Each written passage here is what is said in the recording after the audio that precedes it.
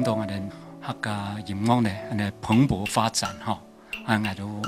感觉我下面也可以投入哈，將把我學使用音樂嘅一個基礎嚟做一個比較個學術性嘅一個研究哈。我哋三個三生音家呀哈，都可以承受按到千萬的歌嘅哦，因為有個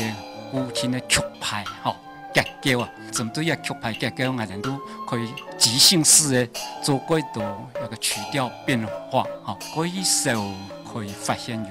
有類似案的，哦，甚至一個國外哦，也可以容易看到，我感覺也都係很珍貴的，哦，珍貴的財產。